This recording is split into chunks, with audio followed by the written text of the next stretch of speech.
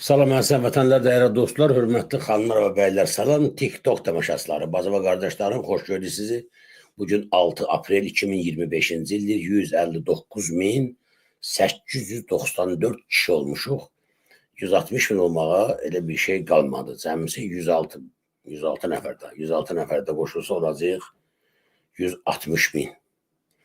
Təşəkkürlər yeni qoşulanlara, xoş gəldin deyirəm. Bizə göstərdiyiniz etimada görə var olun. Allah bizə güc, səbir, qüvvət versin, sağlamlıq versin ki, qarşımıza qoyduğumuz vəzifələri sizinlə bir yerdə qələbə ilə başa vura bilək. İnşallah bu rejimi biz dəyişdirəcəyik. Hakimiyyət Azərbaycanda dəyişəcək. Mütləq dəyişəcək, başqa yolu yoxdur. Çünki belə davam edə bilməz. Allah Taala özünü dəyişdirmək istəyən qövmə heç bir vaxt darda qoymaz dostlar. Son vaxtlar çox ciddi hadisələr baş verir ölkəmizdə. Artıq yəqin siz də məlumat almışsınız ki, həbsxanalarda kütləvi azlıq aksiyaları başlayıb. Bir çox məhbuslar bu aksiyalara qoşulublar.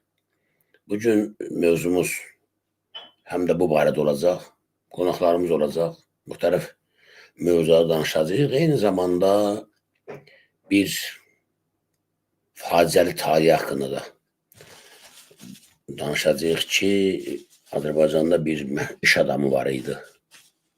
İndi yoxdur da. Onu öldürdülərmi, özü öldümü, ona çatası pullar kimin cibinə gedəcək və bir daha Azərbaycan xalqı əmin olacaqdır ki, hakimiyyət sözün həqiqi mənasında, əsl mənasında cinayətkar gədələrin əlindədir. Dövlət orqanları adı altında Azərbaycanda cinayətkar təşkilatlar fəaliyyət göstərir. Bunun birinin adı baş prokurorluqdur, birinin adı hərbi prokurorluqdur, birinin adı dövlət təhlükəsizlik xidmətidir, nə bilim, əvvəl MTN deyirdilər, nə deyirdilər. Birinin adı Daxillər Nazirliyi idi, birinin adı Nərimanov məhkəməsidir, birinin adı Ali məhkəmədir, bir apellyasiya məhkəməsidir və s. Yəni bu adlar adı altında cinayətkar təşkilatlar fəaliyyət göstərir. Adamlara qoyublar, cinayətkar qrupların başına, müxtəlif qruplar hamısı vahi bir təşkilatda təmsil olunurlar. Onların lap başında dayanır İlham Əliyev və arvadı Mehriban Əliyeva. Dostlar, bu şəkilə diqqətlə bir baxın siz. Deməli, Demokratik Azərbaycanın Seç adlı bir təşkilat var. Avropada çoxdan fəaliyyət göstərir. DAS, qısa abreviaturası belədir, DAS yazılır. DAS təşkilatının koordinatoru və fəal üzvləri tərəfindən Berlin şəhərində sabah ayın 7-sində, birisi gün ayın 8-də və ayın 9-da dalbadal 3 gün saat 11-də Azərbaycan səfirliyinin qarşısında aksiya keçiriləcək. Bu, aclıq keçirən məhbuslarımıza dəstək, eləcə də Azərbaycanda insan hüquqlarının pozulmasına son qoyulması tələbi ilə. Bu 3 gündən sonra 9 aprel 2025-ci ildə də eyni vaxtda, yəni saat 11-də Almaniyanın Xarici İşlər Nazirliyinin qarşısında böyük bir tədbir keçiriləcək ki, onların da diqqətinə çatdırılsın, nələr baş verir. Hal-hazırda Tofiq Yaqublu, Talib Bağırzadə, Tərlan Sayadov, Ağali Yəhyayev, Elvin Quliyev və başqa siyasi məhbuslar həbsxanada azlıq aksiyasına başlayıblar. Bu barədə danışacağıq verişimizin birinci hissəsində, sonra İlqar bəy də qoşulacaq və biz çalışacağıq ki, dünən hamınız yəqin şahid oldunuz. Xalq Parlamentinin növbəti 9-cu iclasında çox kəskin mövzular müzakirə olundu və orada bir qədər də fikir ayrılıqları meydana çıxdı. Həm də o barədə danışacağıq dostlar. Beləliklə də icazə verin qonaqları biz efirə dəvət edək və başlayaq. Qonaqlarımız bugün Qalib Quruzadə Almaniyadan qoşulur. Muxtar Quliyev, o da Almaniyadan qoşulur. Hər ikisinin telefon, WhatsApp nömrələri efirdədir. Biri Bakı nömrəsidir, biri Almaniya nömrəsidir. Aksiya ilə bağlı və ya digər məsələlərlə bağlı nə suallarınız olacaqsa zəng edib əlaqə saxlaya bilərsiniz.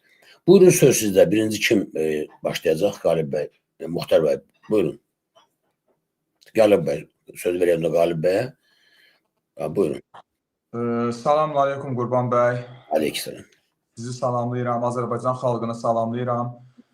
Sizin kanalımızın zəhmət çəkən, əziyyət çəkən üzvlərini salamlayıram. Təşəkkürlər. Təşəkkür edirik ki, bizi dəvət etdiniz. Mövzuya bu cür başlayaq. Azərbaycanda olan haqsızlıqlar ki, davam edir və şiddətli şəkildə sürətlə artır. Ona görə biz belə bir qərara gəldik ki, bizim çox aksiyalarımız olub. Siz də bu aksiyalarımızdan xəbərdarsınız. Baxırıq ki, necə deyərlər, artıq daha çox aksiyalar etməliyik. Ardıcıl olaraq aksiyalar etməliyik və Azərbaycanın quldur rejimi, başında da İlham Əliyev, sizin vurğuladığınız kimi Mehriban Əliyeva rejiminə öz hədlərini bildirməliyik. Bunu da biz əl birliyi ilə verərək öhdəsindən gələ bilərik düşünürəm. Düzdür, bizim Azərbaycanda Tərtər hadisəsi ki, baş verdi, Tərtər hadisəsi oldu. Orada artıq biz gördük ki, bunlar bizim qeyrətimizə, namusumuza əl uzatmağa başladılar. Mən bunu həmişə demişəm, sizin də verilişinizdə təkrar demək istəyirəm ki, Azərbaycan ölkəsi və xalqı başqa bir ölkələrdən qeyrəti ilə, namusu ilə, mentaliteti ilə seçilir və öndə gedir. Çünki biz başımızın üzərində həmişə qeyrətimizi gəzdirmişik və uşaqlıqdan da sizin kimi böyüklərimizdən bu cür tərbiyə almışıq. Ki, bizim üçün qeyrət qırmızı xəttdir. Biz heç vaxt izin verməliyik ki, bu bizim qırmızı xəttimizə tərəf gələrlər. Nəinki gəlmək, belə göz ucu baxa bilməzlər. Artıq baxırıq ki, İlham Əliyev rejimi öz ailəsinə hansı tərzdə, hansı formada baxırsa, öz ailəsini bizim, yəni Azərbaycan xalqını da öz ailəsi ilə səhv salır. Elə bilir ki, bizə də o cür baxa bilər. Amma bu belə deyil, əsla belə deyil. Sadəcə olaraq, belə deyək, Tərtər hadisəsində ki, bizim orada şəhid olan qardaşlarımız oldu və şikəst olan qardaşlarımız oldu, şərlənərək həbs olan qardaşlarımız oldu və onların ailə üzvlərindən xanımlarına, siz özünüz gözəl bilirsiniz Qurban bəy, Azərbaycan xalqının deyərəm bəlkə də çox faizi bunu bilmir. Orada olan hadisələri ki, xanımlara necə orada təcavüzlər oldu, orada necə, üzr istəyirəm, zorakılıqlar oldu. Bu artıq bizim qeyrətimizə əl uzatmaq deməkdir. Çox təəssüflər olsun ki, bu məsələlərdə də yenə də fəallar tək qaldı. Yəni, çox azlıq təşkil elədi fəallar. Haqq tələb eləyənlər, bu hadisələrə göz yummayanlar tək qaldı. Necə ki, başda Abid Qafarov olmaqla. Yəni, 2021-ci, 2022-ci illərdə mən xatırlayıram, Almaniyada idim. Abid Qafarov bu hadisələri ki, qaldırdı. Bunu da vurğulayım ki, hətta mən çox gözəl tanıyıram Abid Qafarovu və bilirəm məsələlər necə baş verib, öz cibinin, öz büdcəsindən bu işləri görüb. Onunla belə o insana Azərbaycanda deyərəm ki, dəstək olunmadı. Tərif mənasında demirəm Qurban bəy, biz buradan çox aktivlik etdik, Abid Qafarova çox böyük dəstəklər verdik. Çox təəssüflər olsun ki, nəticə əldə etmədik. Abid Qafarov həbs oldu, klinika ölüm keçirtdi. Ancaq baxıram bu son neçə gündə bizim içəridə məhbus həyatı yaşayan siyasi qardaşlar ki var, onların ailə üzvlərinə təkrarən bu cür böyük hörmətsizlik olundu. Yəni, xanımlarına qarşı əl uzadıldı, dil uzadıldı. Yəni, nə baş verib? Xanımlara qarşı nə olub ki? Mən sizə adını da vurğuluyum. Bizim Samir Babayev siyasi məhbus, inanclı qardaşlarımızdan birinin baldızını yolda gedərkən polis işçiləri oğurlayıb maşına salıb aparıblar, zor tətbiq edərək və polis idarəsində çox nalayiq ifadələr işlədiblər, təhqiramiz sözlər işlədiblər. Ondan sonra Bizim Elvin siyasi məhbus, o da inanclı qardaşlardandır. Familiyasını mən buradan deyim sizə. Elvin Quliyev. Onun atasına zəng edərək, halbuki bu şəxslər həbsdədirlər. Yəni şərlənərək həbs olublar, məhbus həyatı yaşayırlar. Buna baxmayaraq onun atasına zəng ediblər ki, gəlinivi götür polis idarəsinə gəl. Mən başa düşə bilmirəm, Vilayət Eyvazov, üzr istəyirəm buradan Qurban bəy sizdən də və sizin izləyicilərimizdən də bu ifadəmə görə mən məcburam bunu deməyə. Vilayət Eyvazov yəni burada çox böyük qeyrətsizlik nümayiş etdirir ki, sən zaten bu insanları həbs etmisən. Sənin polis əməkdaşların nəyə görə gedir? Kiminsə xanımını polis bölməsinə dəvət edir. Əgər sənin sualın varsa, əgər sənin problemin varsa, adamın özü zaten sizin əlinizdədir. Get onunla nə müzakirə istəyirsən el, nə sual istəyirsən ver. Deyək ki, özü ilə eləmirsən, əlbi yox. Atasını ki çağırmırsan, kişi xeylağıdır. Başa düşə bilərik. Onu dəvət elə. Yəni sən xanımlardan nə istəyirsən? Bu harda yazıb? Bizim nə mentalitetimizdə belə bir şey yazmıyor. Nə kitabımızda belə bir şey yoxdur. Yəni bu məsələ buradan qaynaqlandı. Məsəl üçün Tofiq Qalib bəy, üzr istəyirəm, çağırış rəsmi olub yoxsa necə, hansı formada? Qeyri-rəsmi. Qeyri-rəsmi. Azərcəl işçisi adı ilə özlərini təqdim ediblər xanıma, yoldan oğurlayıb aparıblar və deyiblər ki, əgər maşına minib bizlə getməsən, sürükləyərək səni buradan aparacaq. Yəni zor tətbiq edərək aparacaq. Təbii ki, xanım, iffətli xanım da özünü qorumaq üçün, abrını qorumaq üçün, yəni oturub maşına əyləşib gedib. Bir dəqiqə burada icazə verməmiş edim. Buyurun. Maşına oturub getmək iffətini qorumaq deyil. Xahiş edirəm, əziz vətənlər diqqətdən qulaq asın. Mən tez-tez çalışıram ki, müəyyən situasiyalarda, vəziyyətlərdə necə davranmaq lazım olduğu barədə bir maarifləndirici iş aparaq. Eşidirsiniz, Qalib bəy cavandır, indi onun baxış elədir. Deyir ki, qabağın kəsdilər qadının, o da iffətini qorumaq üçün otu getdi. Sənin təminatın varmı ki, sənin qabağını kəsən adam quldur deyil, cinayətkar deyil və səni zorlamayacaq? Polis əməkdaşı olduğunu bilib, Qurban bəy, söhbət buradan gedir. Polis əməkdaşı geyimindən bilinir ki, bu polis əməkdaşıdır. Özün gəlib polis geyimində təqdim edir. Ona görə qanun yazır ki, polisin qanuni tələblərinə tabi olmaq vətəndaşın borcudur. Polisin, sözün tərkibinə baxın, qanuni tələbinə. Polis kimə deyilir? Ən azı geyim, xarici görüntü baxımından vətəndaş baxanda bilməlidir ki, bu polisdir. İkincisi, onun cibindən vəsiqəni çıxarıb təqdim edilməlidir və üçüncüsü, ona qanuni tələb irəli sürülməlidir ki, buyurun, bizim əlimizdə məhkəmənin gətirmə qərarı var, istintaqın filan qərarı var, biz gəlmişik, sizi dəvət edirik. Belə hallarda maşına oturub getmək olmaz. Qurban bəy, istəyirəm bütün Azərbaycan qadınları, gənclər, hamı onu bilsin. Çığırmaq, bağırmaq, qışqırmaq, adamları köməyə çağırmaq ki, kənarda olan insanlar öz adını çəkilməlisən. Mən Qurban, mən Səkinə, mən filan kəs, acamağa kömək eləyin, məni oğurluyurlar ki, eşidib xəbər versinlər. Yoxsa mən qabağımı kəsdi, otdum, getdim, iffətimi qorumaq üçün bu düzgün yanaşma deyil. Bu davam edin, Qalib. Qurban bəy, mən sizə haqq verirəm və sizin sözünüzdə həqiqət var. Sadəcə olaraq mən bunu demək istəyirəm ki, Azərbaycan bəllidir, rejim bəllidir, hər şey gün kimi ortadadır. Çünki bizim Azərbaycanda xanımlarımıza olan tərtər hadisəsindən ki, bilindi bu hadisələr, Azərbaycanın quldur rejimi, şərəfini, ləyaqətini ayağının altına qoyan rejimin kölə polisləri, orada törədilən hadisələrdə hərbiçilərindən tutmuş polislərinə qədər Azərbaycan xanımlarına olan nalayiq hərəkətlər, necə deyərlər, əl atmalar, Azərbaycanda artıq hicablı, çarşablı xanımlara belə əl atılır. Sürüklənərək aparılır, hicab açılır, başından örtük açılır, yəni çarşab açılır. Bu baxımından bu xanıma yaxınlaşan polislər təbii ki, birinci özlərini Azərbaycan əməkdaşı kimi təqdim edirlər. Ondan sonra öz vəsiqələrini təqdim ediblər, göstəriblər ki, bunlar polis əməkdaşıdır.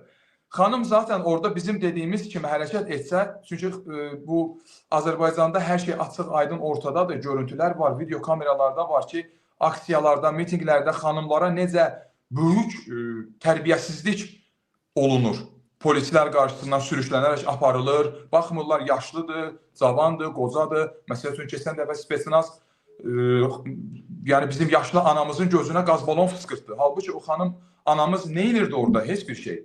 Öz yolunda gedirdi, haqqını tələb edib, dönüb gedirdi, gəlib arxadan gözünə qaz balon fıskırdır. Yəni acı biber fıskırdır. Ona görə xanım bilirdi ki, orada onu sürükləyərək aparacaqlar. Bir dəqiqə.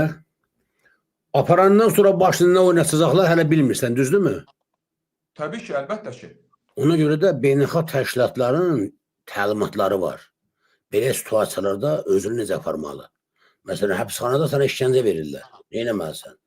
Birinci növbədə çığır, bağır salıb, adını deyib, nə baş verdiyini səsləndirməlisən ki, qonşu kameralarda eşidib ən azı kimlərsə vasitəsilə xəbər versinlər. Ona görə də əziz həmvətənlər, bacılarımız, analarımız, övladlarımız, siz yalnız polisin qanuni tələblərinə tabi olmalısınız. Qanunsuz sarasa qabağızı kəsirlər, sürmək istə qışqır bağır salıb müqavimət göstərmək lazımdır və kənarda olan insanlar qeyrətiniz namussuz olmalıdır ki, hamınız gedib bu adamı kömək eləyəsiniz. Polisdir deyə, polis geyimindədir deyə özbaşlanıq eləmək olmaz. Hacı Məmmədov da polkovnik idi, polis geyimindəydi. Adamları uğurluyurdu. MT-nin generalları da rəsmi geyimdə idilər. Azərbaycan iş adamlarını uğurlayıb aparıb pullarını alırdılar, öldürürdülər. Sən polis geyimindəsən deyə, cibində vəsiqə var deyə mən sənə tabi olmalı deyiləm. Mən sənin yalnız qanuni tələblərinə tabi olmalıyam. Cəmiyyət bunu belə bilməlidir. Buyurun.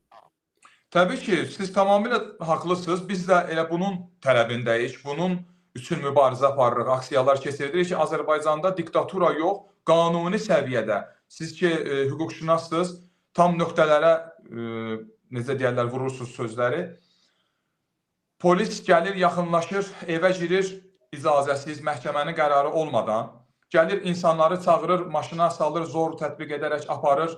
Heç bir əlində səbəb olmadan, heç bir göstərici olmadan. Yəni, ona görə artıq Azərbaycanda belə deyək, bizim uşaqlığımızda görərdik ki, avtobusda gedərkən, mən xatırlayıram, hansısa bir anamıza, bacımıza kimsə tərbiyəsizlik eləyərdisə, bütün avtobusdakı Azərbaycan xalqı buna çox gözəl şəkildə dəstək verərdi, təpki verərdi. Yəni, o hansı ki, tərbiyəsizlik edən insanın elə o yerindəcə cəzasını verərdi Azərbaycan xalqı. Amma indi çox təəssüflər olsun ki, qıraqdan baxırlar, ya güləcəklər, ya kameraya çəkəcəklər, ya da ki, qorxularından başlarını aşağı salıb görməməzliyə vurub gedəcəklər. Və buna görə də bu dəqiqə Azərbaycan xalqı, Azərbaycanın xanımları artıq Azərbaycanda olan insanlara güvənləri azalıb.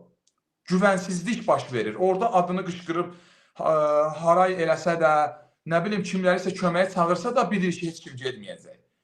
Bu insanlarda artıq belə deyək, belə çox təəssüflər olsun, formalaşıb. Bu hiç formalaşıb. Güvənsizlik var Azərbaycan xalqında. Bir-birimizə qarşı güvənsizlik var, Qurban bəy. Belə deyim, onu da biz özümüz edirik. Ona görə buradan çağırış eləməliyik də, ona görə burada biz ictimai... Buradan biz ona görə çağırış edirik ki, yəni analarımız, bacılarımız tədirgindir. Mən neçə gündür danışıram, məhbus həyatı yaşayan inanclı insanların da xanımları ilə danışıram. Müxalifətdən də, yəni biz burada heç vaxt ara seçkilik salmırıq. Həmişə biz müxalifətlə bir yerdə olmuşuq, bir yerdə olacaqdı. Çünki biz burada demirik biz inanclıyıq, siz inançsızsınız, xeyr, əsla. Çünki biz bir millətik, Azərbaycan xalqıyıq. Bir-birimizə can deyib, can eşitməliyik və heç vaxtı da necə deyərlər, birimiz bir çətinə düşəndə üst çevirməməliyik. Mən bugün buradan səsləyirəm, Avropada yaşayan, xaricdə yaşayan, məsafələrin uzaqlığından biz qorxmamalıyıq, çəkinməməliyik. Hal-hazırda biz bu günlərim hazırlaşırıq, 6-7 saatlıq məsafəmiz var Berlinə, yol gedəcəyik. Muxtar bəylə və başqa bəylər də var, onlarla birləşib yol gedəcəyik. Necə deyərlər, çətinliyi gözə alırıq, yolun yorğunluğunu gözə alırıq. Bunlar bizim üçün, necə deyərlər, maneə olmamalıdır. Çünki biz əgər istəyiriksə Azərbaycanın gələcək nəsilləri firavan yaşasın, İlham Əliyev rejimini devirək, gözəl sizin kimi Qurban bəy, yəni böyüklərimiz çoxdur, yəni gəlib bir necə deyirlər, ədalətli bir demokratik Azərbaycanda bir rejim qurmaq üçün biz bu günlərin bütün əziyyəti gözə almalıyıq ki, ömür boyu rahat yaşayaq. Gələcək nəsillərimiz rahat yaşasın. Bu günlərin bəzilərimiz çox təəssüflər olsun Qurban bəy, yeni bir mod çıxıb, Azərbaycanda olanda aktivlik etmək istəmirlər. Nəyə görə? Adını qoyurlar ki, həbs olunur. Bu günlərim Avropada aksiya keçirdirik, dəvət göndərdik. Siz də mənə nə cavab verirlər? Əşi, effekt vermir də, illərdir eləyirik bu mitinqləri.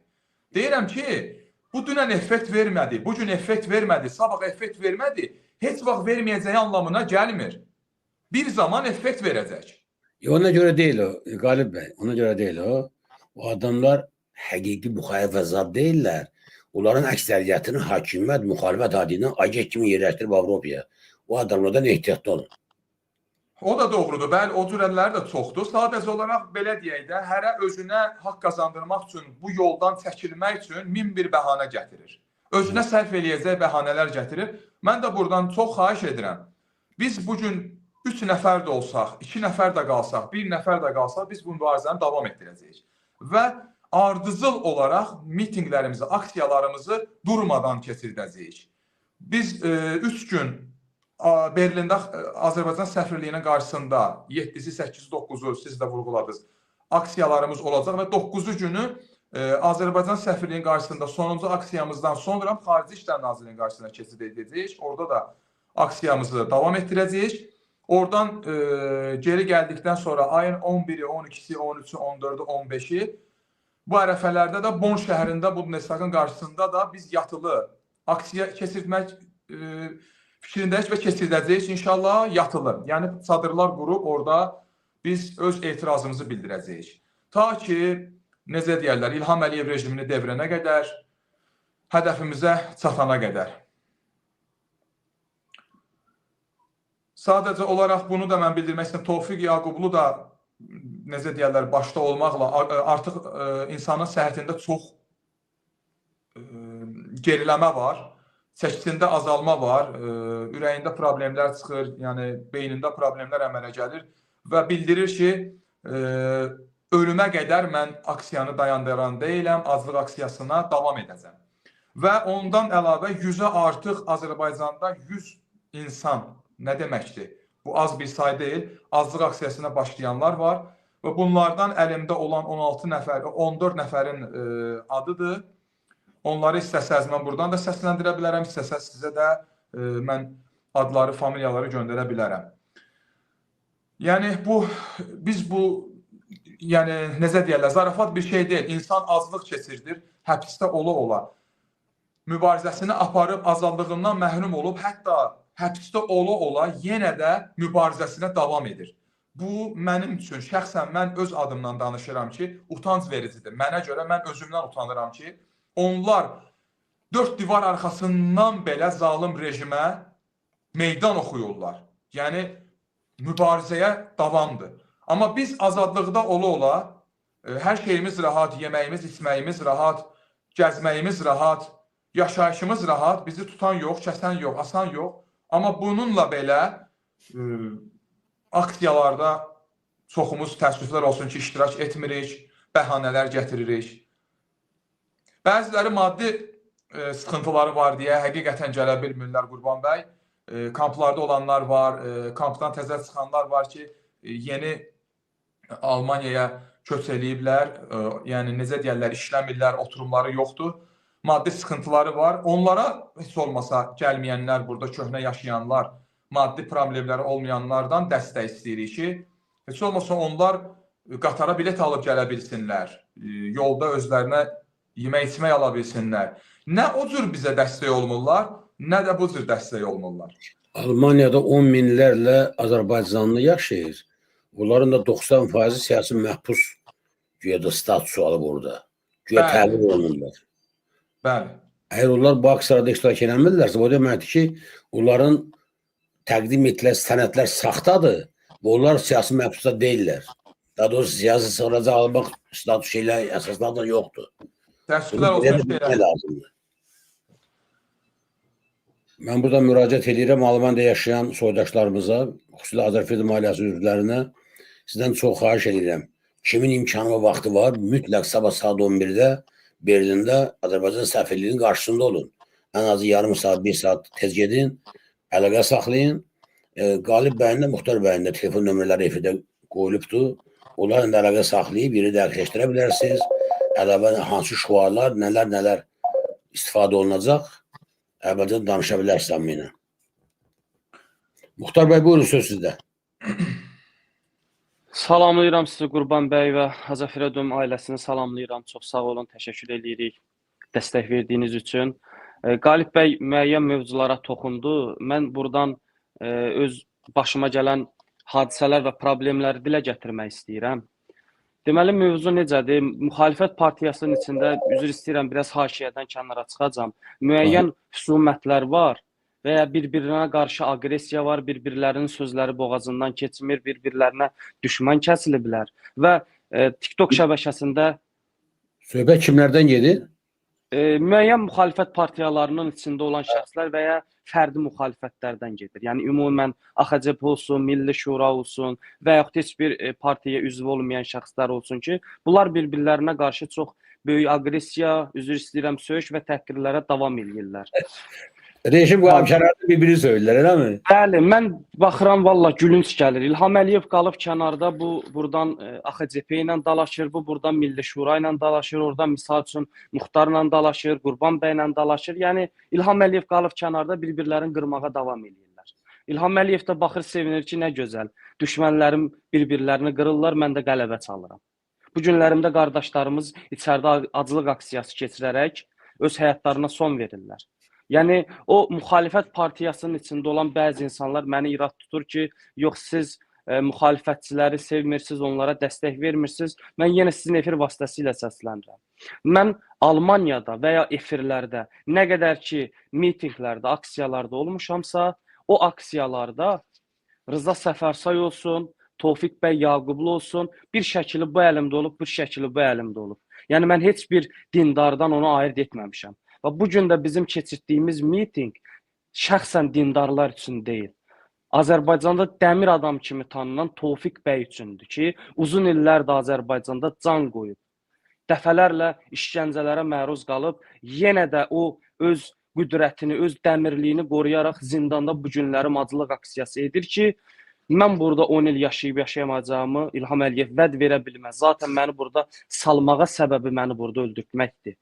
Öz rəqibini, bir Azərbaycanın kişi kimi meydanda olub haqqı deyən kəsi aradan aparmaqdır. Və mən də bunu aclıq aksiyasını ona görə edirəm ki, bütün dünya və Azərbaycan görsün ki, İlham Əliyev necə bir zalım və diktator rejimdir ki, bu günlərin bizləri şərləyib həbsə salır. Yəni, Tofiq bəy Yaqublunu dəstəkləyən və sevən kəslərə buradan səslənirəm. Ola bilsin ki, bəziləri niyə görə bu vurğunu vururam? Deyirlər ki, onlar dindardır, biz onlara dəstək olmuruq, siz öz tərəflərinizi ortaya atırsınız, aksiyalar keçirirsiniz. Xeyr, bu günlərin və ondan əvvəlki mitinqlərimizdə də siz də şahid ola bilərsiniz. Abid bəy də Giscində mitinqdə idi. Mənim bir əlimdə Tofiq bəyin şəkili var idi, bir əlimdə Hacı Talehin şəkili var idi. Yəni, bunların adları hər zaman çəkilir. Hər zaman bunlar üçün dəstək olunur. Yəni, deməyim budur ki, Tofiq bəyi sevənlər, yalandan dəstək olanlar, dəmir adam deyib azadlığını tələb eləyən müxalifətçilər, müxalifət partiyalarının sədrləri və müxalifətin üzvləri. Yəni, hər birinə səslənirəm ki, xahiş edirəm, İstər media şəklində, istər maddi baxımdan. Özünüz bilirsiniz ki, bu günlərim Almaniyada bir dənə plakat çıxartmaq nə qədər vəsait tələb edir. Və yaxud da ki, yenə Qalib bəy vurğuladı, müəyyən gediş-gəliş haqları var ki, insanlar çatdıra bilmirlər. Və ya Almaniyada yaşayan yüzlərlə, minlərlə partiyaların üzvləri var. Onlara səslənin ki, qoşulsun bizə, çiyin-çiyinə duraq Tofiq bəyin azadlığı üçün. Rıza Səfərsoyun azadlığı üçün və digər müxalifət partiyalarından olan jurnalistlərimiz olsun, fərqi yoxdur. Yəni, hamısı üçün biz azadlıq tələb edək. Bu bizim aksiyamız fərdlər üçün deyil. Azərbaycan Respublikasının, xalqının və millətinin qeyriyyətini çəkən insanlardır. Bunlar öz canlarından, mallarından keçərək, bu günlərim haqqı dilə gətirərək, İlham Əliyevin qarşısında duraraq zindana salınıblar və həbs olunublar. Bu günlərim onların özlərinə qarşı, ailələrinə qarşı baskılar olur. İstər içəridə olsun, istər çöldə olsun. Yəni bu aksiya mənim Qalibin və ya digər DAS təşkilatının elədiyi bir məsələ deyil. Adı bizim ola bilər. Amma bu məsələni biz Azərbaycan xalqı üçün, Azərbaycan xalqının qeyriyyətini çəkən şəxslər üçün eləyirik. Və ortalıqda özlərini müxalifət göstərənlərə də səslənirik ki, xahiş edirik, bu husuməti qoyun kənara. Biz bu günlərim İlham Əliyevdir bizim hədəfimiz. Muxtar, AXCP və yaxud da ki, Milli Şura deyil, ya Qurban bəy deyil. Bizim hədəfimiz İlham Əliyevdir. Əgər siz hədəfiniz İlham Əliyevdirsə, bu günlərim bizə dəstək olaraq bu aksiyalarda iştirak edəcəksiniz. Yox, əgər sizin hədəfiniz biz müxalifətlə davadısa, biz müxalifətin abrını aparmaqdırsa, biz müxalifəti yıxmaqdırsa, açıq-aşkar çıxın deyin ki, biz hakimiyyətin adamıyıq, yalandan müxalifət donuna gizlənmişik. Yəni mən bunu demək istəyirəm Qurban bəy. Yəni çağırış eləyirəm ki, hər kəs bizə dəstək olsun. Çiyin-çiyinə duraq, dünyaya və Azərbaycan hakimiyyətinə göstərək ki, biz yatmamışıq. Yəni bizim qeyriyyətimizə əl uzadılıbsa, bizim qardaşlarımıza işgəncə edilirsə, biz buna göz yumub susmuruq. Birlik şəkildə sizə qarşı müqavimət göstəririk. Təşəkkürlər. Əvvəla mən sizə təşəkkür edirəm hər ikinizə və bu aksiyada sabah iştirak edəcək hər bir soydaşımıza. Amma bəzi məsələlər istərdim ki, elə fürsət varkən, əlimizə düşmüşkən aydına gətirək. Əslində baxsaq, bugün xalqımızın rastlaşdığı problemlərin kökü çox dərindədir və bu vəziyyətin yaranmasında sizin də günahınız var. Əvvəla mən soruşmaq istəyirəm. Bax, bayaq Qalib bədə danışanda ifadə işlədi inançlı məhbuslar. Siz niyə məhbusları belə bölürsünüz? İnançlı, inançsız, nə bilim, AXC, Müsavat ya filan, niyə? Çünki Qurban bəy, müxalifət adlandıran özünü kimsələr və ya bizim efirlərdə gəlib sual verən insanlar bunları ayrılırlar. Bu günlərim mən Hacı Taleh üçün heç inanclı və yaxud da ki, inançsız şəxs olsun fərqi yoxdur. Aksiya keçirirəmsə, müxalifət partiyasında olan insanlar deyir ki, bizlik deyil ki, bizlə siz yəni fərqlisiz. İnançsız şəxslərin aksiyasına biz qoşulmuruq və ya dəstəkləmirik. Yəni bunlar özləri ayrılırlar, biz yox. Heç zaman bizi ayırmamışıq. Siz də şahidsiniz və bütün izləyicilər də şahiddir ki, buna biz fərqi yoxdur. Bax, yenə səslənirəm. Ateist olsun, xristiyan olsun, deist olsun, buddizm üzv olsun, kimliyindən, irqindən, yəni bunun dinindən fərqli olaraq Azərbaycanda kim xalq üçün canın qoyursa, müqavimət göstərirsə, o bizim qardaşımızdır və bizim vəzifə borcumuzdur ki, onu müdafiə eləyək. Bizim yəni düşüncəmiz, addımız hər zaman bu olub. Belə eləyək, bir sual verim. Bir çox suallarım var, istəyirəm bu suallara bir aydın gətirək. Talib Ağzada həbs olunanda Tofiq Yaqublu və onun ətrafındakılar aclıq ki, elədilərmi? Mitinglərə çıxdılarmı? Etiraz elədilərmi? Bir siyasi aksiya keçirdilərmi? Bəli. Mən şahid olmuşam. Mən 2015-ci ildə Hacı Talib Bağırzadənin 28 may Ağır Cinayətlər Məhkəməsinin qarşısında biz məhkəmələrin önünə topalaşan zaman Əli bəy, Əli Kərimlini mən orada dəfələrlə görmüşəm. Aha. Bəs onda nəyə görə Tofiq Yaqublu'nun məhkəməsi gedəndə qarşı tərəf sizin inançlı edici insanlar otağa gəlmədilər? Niyə? Siz necədir Qurban bəy? Siz özünüz də gözəl bilirsiniz ki, hər kəs özünə cavab deyildi. Aydın da hər kəs özünə cavab deyildi. Amma əgər biz siyasətlə məşğuluqsa və iddia ediriksə ki, güya bizi siyasi mövqeyimizə görə həbs edirlər, onda necə olur ki, Talib Bağırzadənin məhkəməsinə Əli Kərimli, Tofiq Yaqublu, onun tərəfdarları gəlir, amma Tofiq Yaqublu'nun məhkəməsinə siz getmirsiniz. Yox, mən deyə bilərəm, indi adları da məsələn ağlımda olmasa, mən şəxsən bir neçə inanclı şəxs tanıyıram ki, Tofiq bəyin məhkəmələrində dəfələrlə olubdur. Elə biri də ki, Qazi Vahid qardaşımız var. İnanclı şəxsdir. Əsas məsələ başqa şeydədir. Bu kütləvi olmuyor, onu deyirəm. Bəli, yəni doğru deyirsiniz. Kütləyə qalsa Qurban bəy, açığın deyim, reallıq budur ki, heç AXCP-dən olsun, Milli Şuradan olsun və ya digər partiyalardan da olsa belə, kütləvi şəkildə heç kim Tofiq bəyə yəni dəstək durmadı. Talib Ağzadəyə durdular. Yox, Talib Ağzadəyə də durmadılar. Abid Qafurova durdular. Xeyr, heç birinə. Siz dediyiniz, biz istədiyimiz kimi durmadılar. Problem budur ki, məsələn, Əvəz Zeynalı belə deyək də, heç bir qrupa məxsusi aid deyil jurnalistlər.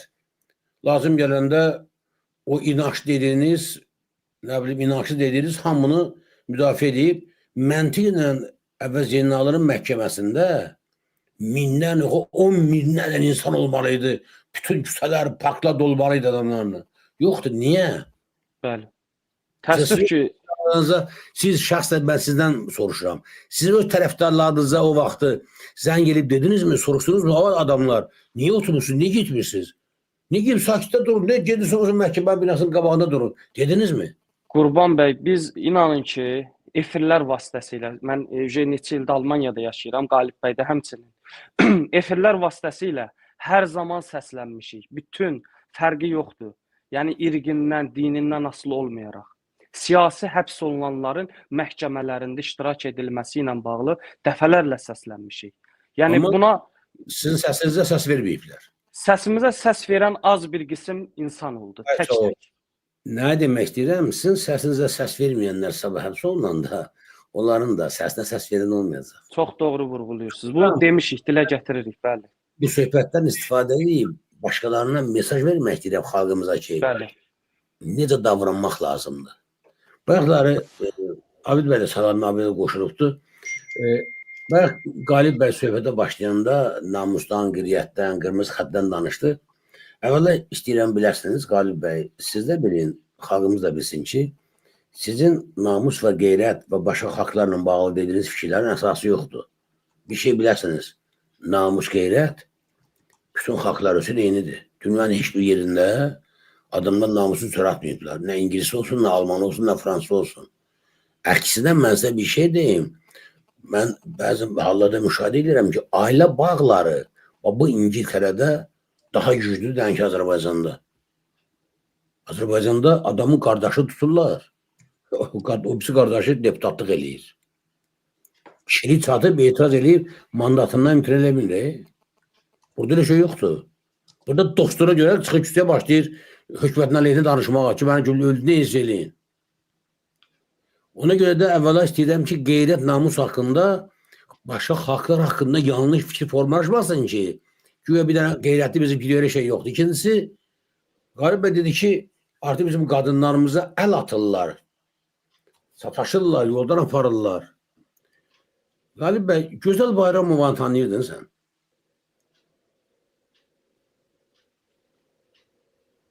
Mikrofon açın zəhmət olmasa. Muxtar bəy, Gözəl Bayramovanı tanıyırdın? Bəli, Qurban bəy, bağışlayın. Deyəsən, mənim səsimi gəlmir sizə, eləmi? Gözəl kimi tanıyırdıq dediniz Qurban bəy? Gözəl Bayramovanı tanıyırdınızmı? Kimdir Gözəl Bayramov? Xeyr. Adını eşitmişdinizmi? Bəli. Kimidir? Ya kimliyindən onu demirəm də, tanımıram. Məlumatım yoxdur, dərindən. Muxtar bəy, neçə yaşın var sən? Mənim 28 olacaq, 27 yaşım var. Neçədir bu siyasətdə ictimai siyasi fəaliyyətə məşğulsan? 2014-cü ildən Gəncə hadisələrindən Azərbaycandan Çaki Almaniyaya gələnə kimi. Ay məsəl. Oturum almışsan mı sən Almaniyada? Bəli. Məhkəmə proseslərim gedir, olacaq inşallah. Bəli, məhkəmədə deyək ki, Almaniyada mən miqrasiyanın əgər nümayəndəsi olsam, səndən soruşasam ki, Gözəl Bayramova kimdir? Bu cavabı versəm, səni mən dərhal deport elətdirəcəm ki, sən yalan danışsan, sən siyasətdə zaten məşğul deyilsən. Gözəl Bayramova Xalq Cəbhəsinin sədrinin müavini idi. Gözəl Bayramovanı Gürcüstandan keçəndə həbs elədilər, şərlədilər ki, o $1000 pul gətirir. Sizcə Gözəl Bayramovanın həbsi, o firmada əxlaqsızcasına həbsi sizin başa düşdüyünüz mənada millətin namusuna sataşmaqdır yoxsa yox? Əlbəttə ki, bu günlərim yenə istər gözəl bayramı olsun, istər fərqi yoxdur, yəni kimliyindən asılı olmayaraq Azərbaycanda qadınlara əl uzadılırsa, bəli, Niyə bizim onu qeyriyyətimizdir. Niyə onu da etiraz eləmədiniz? Qurban bəy, yenə deyirəm, mən dediyiniz xanımı tanımıram və ondan sonra da öz eşitdiyim və bildiyim indiyə kimi nə qədər ki, istər kişi olsun, istər qadın olsun, istər Tərtər hadisələrindən olsun, istər bu son dönəmdə 110-dan yuxarı özünü yandıran qazilərimiz olsun, işgəncələrə məruz qalan xanımlarımız olsun, yenə qazilərimiz olsun, bunların hamısında şəxsən tanısam da, tanımasam da mən öz etirazımı efir vasitəsilə mitinqlərdə dilə gətirmişəm. Mən bu sualları sizə verirəm.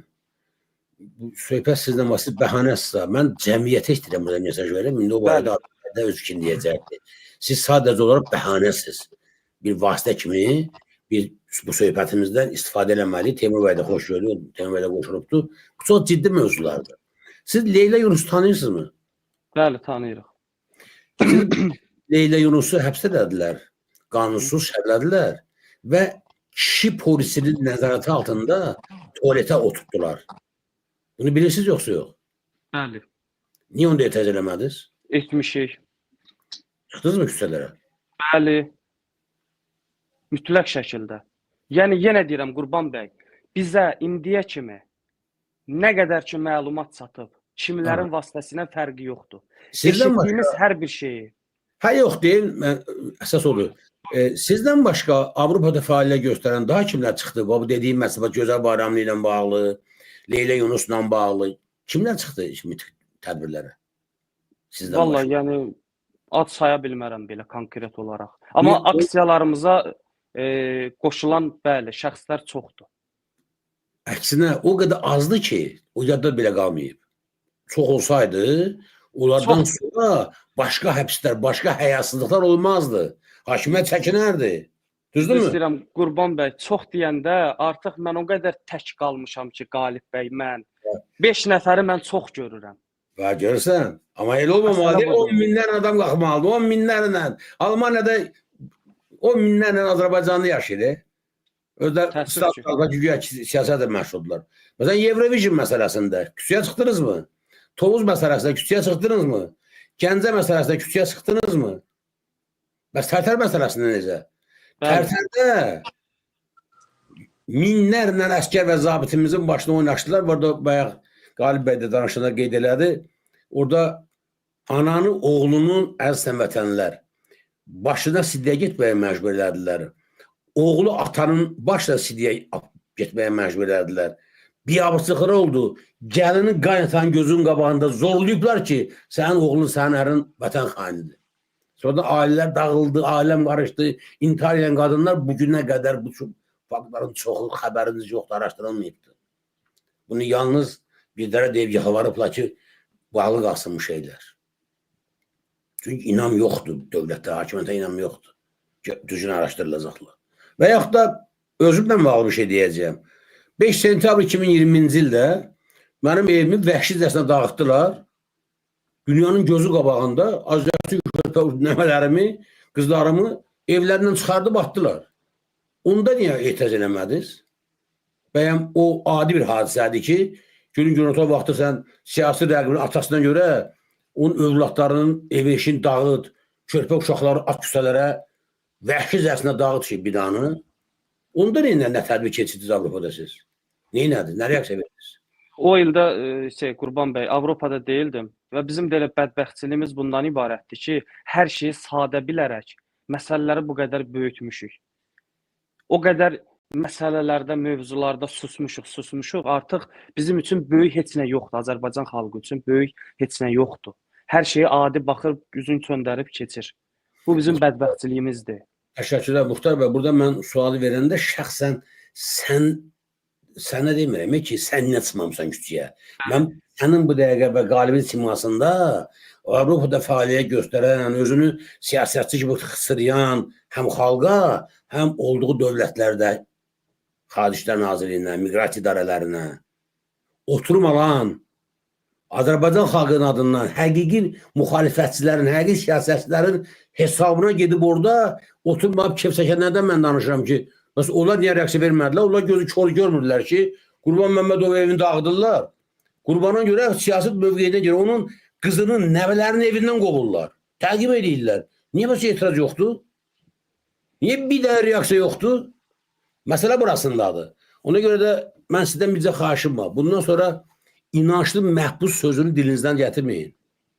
Bu bölmədir, parçalanmadır bu. Parçalamadır. Bunu elə hakimiyyət istəyir də belə. Sən deyəndə inançlı məhbus, belə sıx ki orada o belə inançsız məhbuslar var. Siz hansınız özünüzü məndən çox müsəlman hesab edə bilərsiniz? Ya mən özümü hansınız da çox belə yaxşı müsəlman hesab edə bilərəm? Allah qiymətimiz verəcək o dünyada. Kim necə olubdur? Çox istərdim ki, əziz həmvətənlər, dəyərli dostlar, sabah ayın 7-sindən başlayaraq 7-si, 8-i, 9-u xüsusilə Almaniyada yaşayan soydaşlarımız,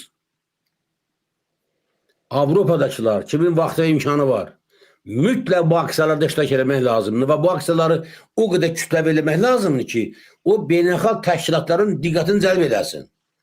O Bakıda aclıq edilənlər var ha bu dəqiqə. Aclıqla əvvəla heç söyləsi deyil, o cümlədə Tobi Yaqublu. Dünən mən dedim Xalq Parlament iclasında. Cəzaların icrası məcəlləsinin 93.4-cü maddəsinə əsasən, əgər aclıq edilən şəxsin səhhəti üçün təhlükə yaradarsa, onu məcburi yedirtmək hüququ var dövlətin. Onu yedirəcəklər, ölməyə qoymayacaqlar, çünki dövlət bundan məsuliyyət daşıyır. Hələ bugünə qədər aclıqlar ölən olmayıb Azərbaycan və dünya həbsxanalarında, narahat olmuyor. Bu aclıq amma düzgün təşkil olunsa, yalnız kütləviləşdirməklə içəridə yatan bütün siyasi məhbuslar var, 300-500 nəfər. Onlar da qoşulsalar bu aclıq, onda effekt olacaq amma biz əgər siyasi məhbusları azadlığını istəyiriksə, biz əgər ölkədə indiki vəhşiliyin qanunsuz qaldırmasını istəyiriksə, xaricdə yaşayan Azərbaycanlılar fəallıq eləməlidirlər. İçəridə yatanların imkanları yox, qapıları bağlıdır. Tobi Yaqublu'nun adı ilə qrant alanlar, siyasi məhbusların güya müdafiəsi adı altında qraf yiyənlər, zəhmət çəkin, canlıq sın küçələrə aldığınız pulları göndərin, imkanı olmayan adamlar gəlsinlər, həmin o tədbirdə iştirak eləsinlər. Abid bəy, buyurun söz sizdə.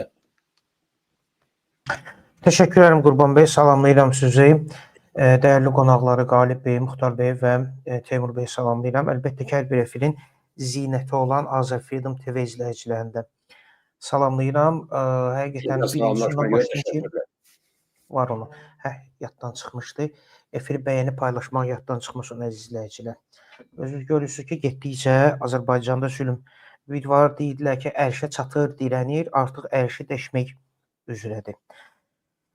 Əlbəttə, indi birinci təşəkkür edirəm Qurban bəy mövzuya görə və qonaqları da ki, dünən Xalq Parlamenti iclasına qoşuldular və bu barədə məlumat verdilər.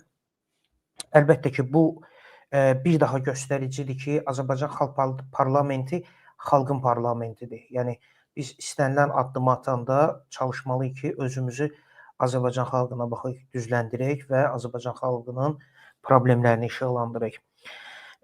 O ki, qaldı məhbusların ayrılması məsələsinə Qurban bəy çox vacib bir nöqtəyə toxundu. Amma təəssüf ki, bu məhbusların bu cürünə ayrılmasını bu elə hakimiyyət özü müəyyən həbs dalğalarını aparmaqla, misal üçün Nərdaran, Gəncə və yaxud da bu Qəzənfəroğlu işindən sonra kütləvi həbslərə görə artıq istər-istəməz cəmiyyətdə bu ayrımçılıq yarandı. Amma əlbəttə ki, heç bir fərqi yoxdur. Bizim üçün ən önəmli olan məsələ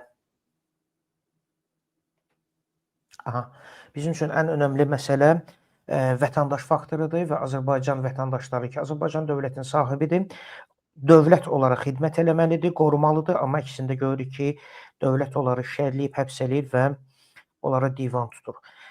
Çox vacib bir nöqtəyə toxundu ikinci Qurban bəy ki, müdafiələrin təşkilində, məhbus olanda səhv eləmirəmsə, olmasın, bu olsun filmində belə bir ifadə var. Deyir, bəy gərək öz toyunda oynasın ki, ucuzluq olsun.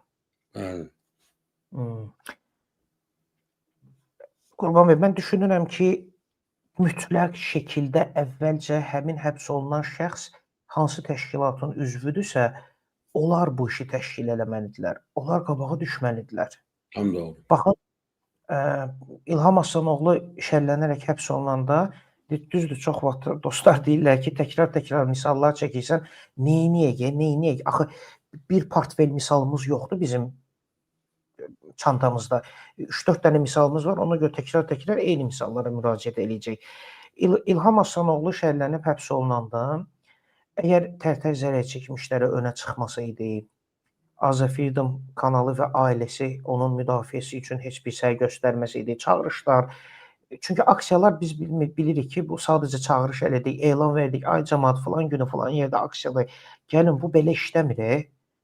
Yəni, demirəm ümumiyyətlə bu belə işləmir, amma ən azından Azərbaycan reallığında dəqiq bu belə işləmir. Dəqiq. Qurban bəy, xatırlayırsınız, o vaxt biz fərqi yoxdur, istəyir bu baş prokurorluğun, hərbi prokurorluğun qarşısında aksiyalar keçirdəndə və yaxud da bu rayonlarda Tərtər işi üzrə işgəncələr altında qətlə yetirilmiş hərbiçilərin məzarları başında aksiyalar keçirdəndə xatırlayırsınız, bir zəng vurub danışırdıq adamlarla. Gələcəksən, gəlməyəcəksən, bəli.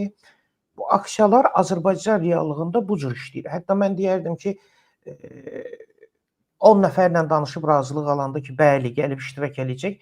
6-sı gələndə sevinirsən ki, 10 nəfərdən heç olmasa 6-sı gəldi. Abid bəy, mən təşəkkür edirəm, o vacib bir məsələyə toxundun. Deməli, istəyirəm burada bir şey deyim, amma bilsin bunu. Validə ananın təşkilatçılıq qabiliyyəti and olsun Allah, siyasi partiya liderləri heç birində yoxdur. Validə ana tədbir təşkil eləyir. Mən özüm məhdə qaldım. Qrupda deməli qabaqladı ya mənim. Qoymadı, mən deyəcəydim. Misalı mən çəkəcəydim. Bu təcrübəni deyəm. Hamı eşitsin. Demək, qrup yaradıb. WhatsApp qrupu dostlar. Adı qoymuşuq Tərtər 1767. Validə ana qrupudur. Deyək ki, sabah tədbir olacaqdır. Bir-bir soruşur. Sabah tədbirdir, saat falanda mövzumuz budur, şuarımız budur. Kim qoşulacaq? Xahiş edirəm, adını yazın. Adı yazılır.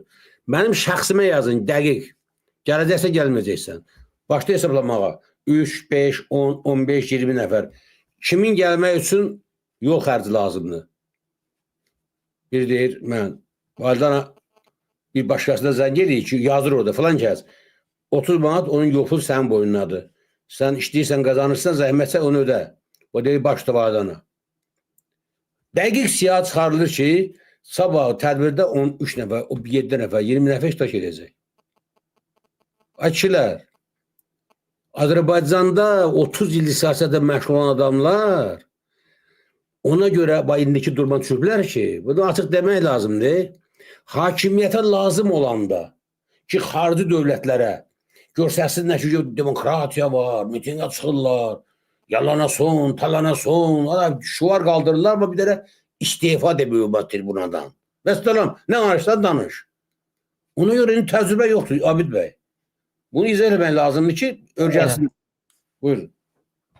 Eynən, təşəkkür və düşünürəm ki, bax, bu yanaşma istənilən təşkilat üçün, istənilən qrup üçün, istənilən icma üçün əsas şərtdir. Çünki sən özü müdafiə eləməsən, dəqiq başqaları sənin müdafiəndə maraqlı olmayacaqlar və özlərini mükəlləf hesab eləməyəcəklər. Amma digər bir vacib nöqtəyə də toxundunuz, Qurban bəy, hansı idi? Bu mənə gəlib çatanda, yəni hələ misal üçün məhəllənin o başında yanğın var, vecimə deyil. Amma yanğın gəlib mənim evimə çatanda mən düşünürəm ki, bunun səbəbi əsasən Azərbaycan xalqında hakimiyyət tərəfindən süni şəkildə yaradılıb, bu süni şəkildə olan şeydir. Çünki hansı adama sual versən ki, ya məhəlləyə oğru girib. Yəni bir məhəllə öndəki evlərə oğru girir, oğurlayır. Sən nə edəcəksən?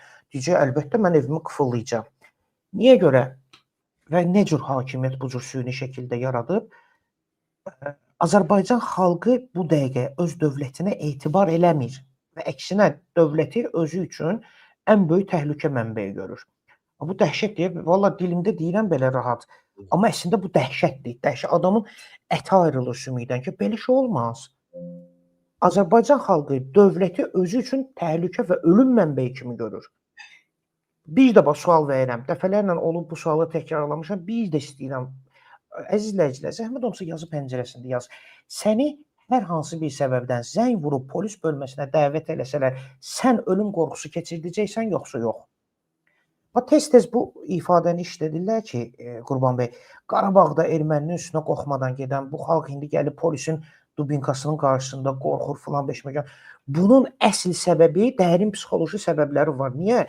44 günlük müharibədə erməninin üstünə gedəndə Azərbaycan vətəndaşı əlində silah tutub dövləti arxasında hiss eləyir.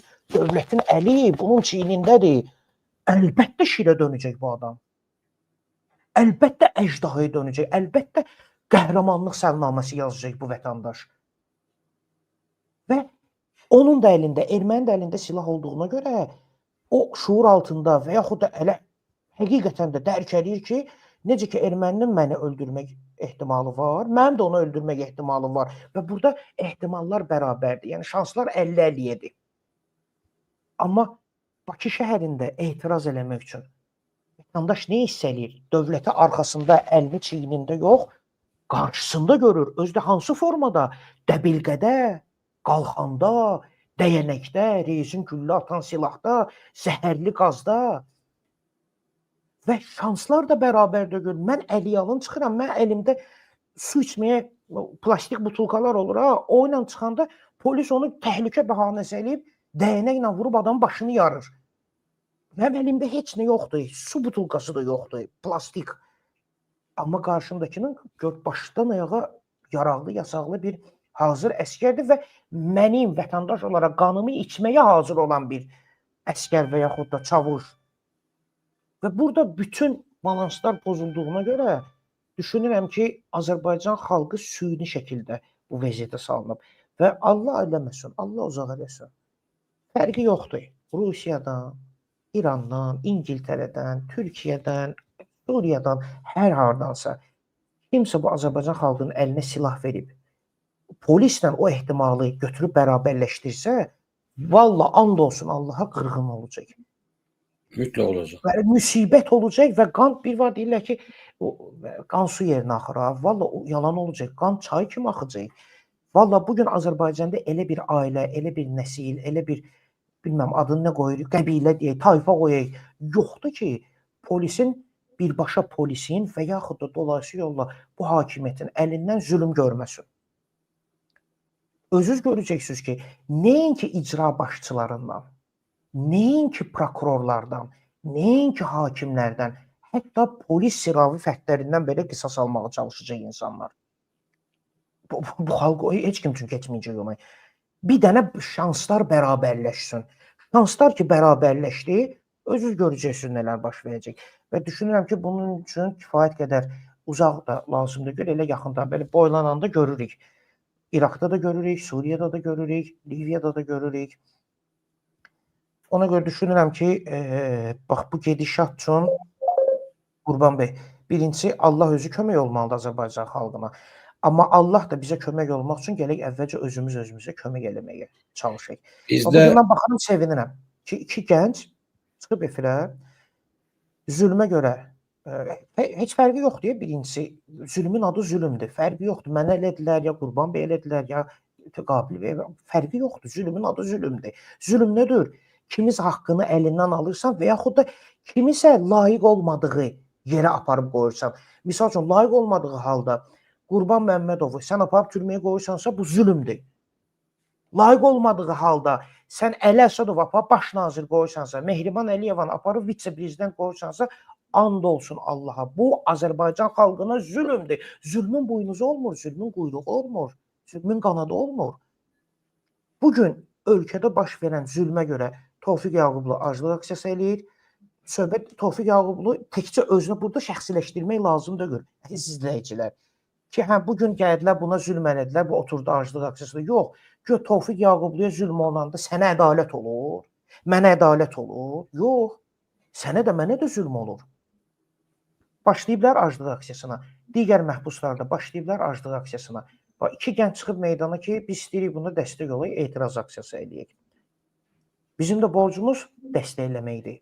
Təkcə sözlə yox, əhsən-əhsənlə yox, əziz izləyicilər. Həqiqi mənada dəstəkləmək. Mən hələlik Qurban bəy bayaq sözünüzü keçdim, amma davam edəcəm çünki çox vacib məsələlər müzakirə olundu. Buyurun. Mən üzr istəyirəm hamınızdan. Yenə də istəyirəm öz şəxsən ailəmlə bağlı baş verən bir hadisəyə münasibət soruşam. Zabora. Uşaqlar baxır və indi mən evdə televizora baxırdım. Gördüm vəhşicəsinə düşüblər şüşələrin üstünə. Elə bil ki, şəhərdə erməni tutublar. Belə olmaz. Deyilənə görə binada yaşayan adam var kimi ya kimsə var və bir də ki onlar öz paltarlarını belə götürməyiblər. Əyin paltarlarını, yəni yaşayış olan bir binanı sökürlər. Xanım, mən bir sözümlə mən izah elədim ki, bu vəhşicəsinə deyirlər. Bilmirəm o komanda hardan gəlir. Bunu kim əmr verir? İnan. Yəni düşünürsünüz ki, adi söküntü deyil də, bu qərəzli Adi söküntü deyil. Söküntü texnika gələr, hər şey zabora çəkilir. Elə bir ki, kimləsə qisas alırlar. Bütün körpələr baxır buna. Bunlar sabah nə fikirləşəcək? Eşidirsiz də kimdənsə qisas alırlar. Mənim evimi dağıdırlar. Mənim siyasi fəaliyyətimə görə məndən qisas alırlar, balalarımı incidirlər, ailə üzvlərimi incidirlər. Ki verin? Belə olmaz. Bu dövlətə də, dövlətçiliyə də xəyanət. Cəza almalıyıq, biz orada çəkiliş eləməliyik. Yəni obyektiv başa düşdü, hə, bax o yaşayış binasıdır. Nəyə görə olmaz? Kim Təbii. verir bu əmri sizə ki olmaz? Hidayət eləsin, birilərinə dağıl versin.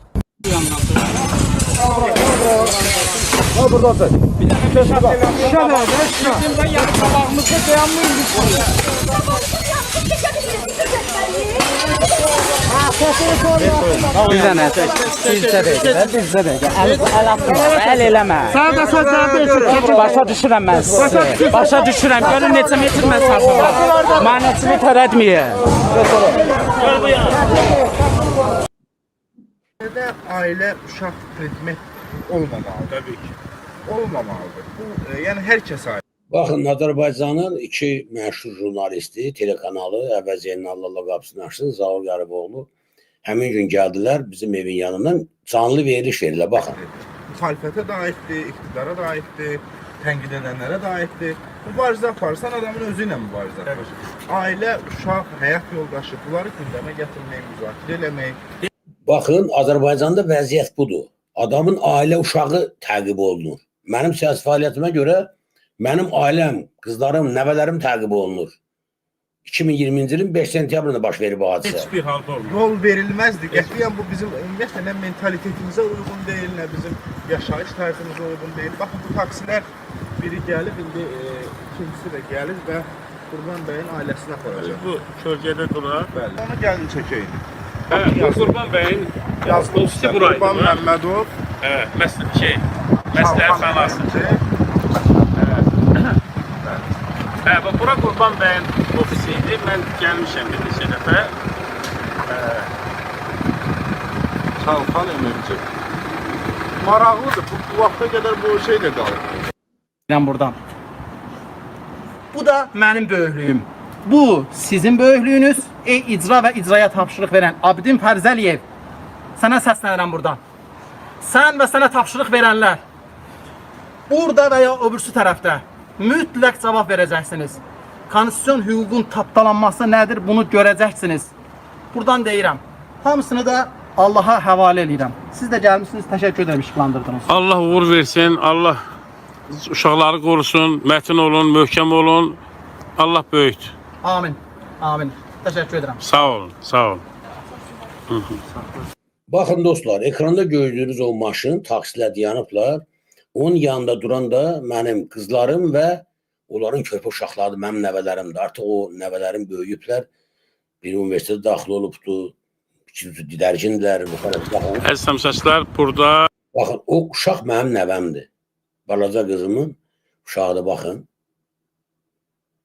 Mənim siyasi fəaliyyətimə görə mənim ev eşimi dağıdırlar. Ailə uşağım təqib olunur. Körpə balalarım, nəvələrim evindən küçüyə atırır, baxın. dayandırırıq efiri. Çox duyğulu bir çıxış elədi İsmail. Səsi titrədi hətta. Hətta bəzən səsi titrədi. Onun səsi titrəyəndə mənim bütün varlığım titrədi. Ey bu ölkəni idarə edənlər. Abidin Fərzəliyev kimi balacalar, Ramiz Mehdiyev kimi biraz balacadan yek olanlar, Əli Həsənov kimi bu ölkəyə göz yaşını tığ vuranlar. belə şeylər eləmir. Adamları, Azərbaycan balalarını, Azərbaycan qızlarını, Azərbaycan gəlinlərini qucaqlarında uşağı, əllərində çamadanı taksilərlə getməyə möhtac eləməyin. Kişilərin səsi danışanda titrəməsin. Kişiləri əlacsız etməyin qadınlarının, qızlarının, balalarının gözünün qarşısında. Biz belə dövlət qura bilmərik. Mən əvvəla üzr istəyirəm öz şəxsi ailə problemlə bağlı diqqətinizi cəlb etdiyimə görə, amma sualım konkretdir. Bu baş verənlər əziz həmvətənlər və hörmətli qonaqlar, Tofiq Yaqublunun həbsi ilə müqayisədə hüquq pozuntusu deyilmi? Mənim az yaşlı nəvələrimin, ailə üzvlərimin, qız uşaqlarımın təqib olunması mənim siyasi fəaliyyətimə görə Tofiq Yaqublun həbsindən nə ilə fərqlənir ki? Soruşuram. Tofiq Yaqublu onun tərəfdarları mənim evim dağılanda, uşaqlarım təqib olunanda, nəvələrimin başına boyun açılanda, qız uşaqları cidəndə, gecə vaxtı oğlum, uşaqlarım çox şey danışmadığı o vaxt həbs olunanda, sürüyüb polisə soxanda içəriyə 18 polis bölünməsinə. Aclıq etdilərmi? Etiraz etdilərmi? Bir tədbir keçdilərmi? Bir miting elədilərmi? Bəlkə eləyib və mənim xəbərim yoxdur. Hörmətli Teymur bəy, Abid bəy, istəyirəm bu barədə hamı öz fikrini desin. Söhbət məndən getmir. Azərbaycanda hamıya bəllidir ki, siyasi fəaliyyətlə məşğul olan adamların ailələri təqib olunur. Məhəmməd Əli'dən o cavan olan var da, burada Mirzəli, nə bilim, Orduxan, kim, hamısının ailəsi təqib olunur. Azərbaycan budur. Niyə Tofiq Yaqublu və 12 kimi siyasi məhbuslar, eləcə də xaricdə fəaliyyət göstərən dırnaqarası siyasilər o oturmalarına siyasətçi kimi, bəs onda bu hadisələrə qarşı niyə səslər uzatmırlar? Niyə tədbir keçirməyirlər? Nəyə görə? Amma biz əziz vətənlər, bu təcrübəni aradan qaldırmaq üçün bizim niyyətimiz xalq parlamenti olaraq, həm xalq parlamenti üzvləri, həm də ekranda gördüyü bu kişilər var ha. Bu adamların yeganə məqsədi nədir? Azərbaycanda hamı üçün normal şəhət təzyiqin qurulmasıdır. Azərbaycanda hamı üçün bərabər məsafədə duran, hamı üçün eyni hüquq vəzifələri yaradan, əməl edən bir normal demokratik hüquq dövlətinin, hüquq rejimin yaradılmasıdır. Necə ki biz hamımız bu rejimi hamı üçün təhlükə hiss eləmirik, hesab eləmirik. Birləşmək olmayacaqdır. Dəfələrlə demişəm, bir ay hüzub eləyəndə mən Abid bəylə qonşumla dünən savaşmışam deyə, ki, ay cəhənnəm olsun, gəlsin, yesin bizi, heç vaxt deyə bilmərəm, mən normal insanamsa, mən səmimiyəmsə, doğrudan da mən ayrı təhlükə görürəmsə, mən dünən savaşdığım Abid qonşumla mütləq birləşib ayının qabağını almalıyam. Amma ay hücum edikən də mən gizlənirəm, Abid də tək qaldım ortalıqda. Ay Abid parçalı, güya ki, mənə dəyməyəcək. Ya bu ay mənim ayımdır. O mənim üçün təhlükə deyil. Yəni satqıram mən. Bunun da başqa adı yox da kişilər. Tofiq Yaqublu ya başqaları mənim üçün heç fərqi yoxdur. Hamısı siyasi məhbusdur. Amma sual başqa şey çıxır. Talib Bağırzadə həbs olunanda niyə bir ajitaj yaratmırsan? Gözəl Bayramlı həbs olunanda niyə başqa qruplar qoşulmur? Niyə Qurban evi dağılanda, ailəsi uşaqlar təqib olunanda sizin vecinizə deyil? Niyə? Mən istədim ki, bu barədə müzakirə edək ki, cəmiyyətdə hər kəs öz vəzifəsini bilsin. Teymur bəy, buyurun söz sizdə. Qurban bəy, təşəkkür edirəm. Dəyərli dostlarla xoş gördük. Efimizdə olan dostlar, izləyicilərimi salamlayıram. Bəyənin paylaşın dəyərli dostlar. Çünki bizim bu məsələlər çox ağırlı məsələlərdir. Bunları hər kəs bilməlidir, Azərbaycan cəmiyyəti. Mənim diqqətimi siz o evin dağılmasında göstərdiyi videoda bir şey çəkdi, dəyərli Qurban bəy. Oliqarx mülkiyyətə sahib Qurban Məmmədov mülkləri dağıdılır. Bu, insanların təfəkküründə, beynində bir aktiv şəxs haqqında yaradılmış bir fikirdir. Və bu fikri də bizim çox təəssüflə müstəqil televiziyalar, müstəqil kanallar dediyimiz kanalların da beyninə yeridiblər və onlar vasitəsilə cəmiyyətə yeridirlər. Çox acıqlı bir haldır. Yəni, bugün həmin o kanalın sahibi həbsdədir. Biz onu da müdafiə edirik. Amma nə yaxşı olardı ki, bu 30 ildə etirazçı kütlənin sayı artıydı, nəinki azalıydı. Son 30-35 ildə, belə deyək. etirazçı kütlə tamamilə sıradan çıxarıldı Qurban bəy, dəyərli dostlar, dəyərli Abid bəy və burada olan dostlarımız, İlqar bəy də xoş gəldi. Etirazçı kütlə tamamilə sıradan çıxarıldı və bölündü kateqoriyalara.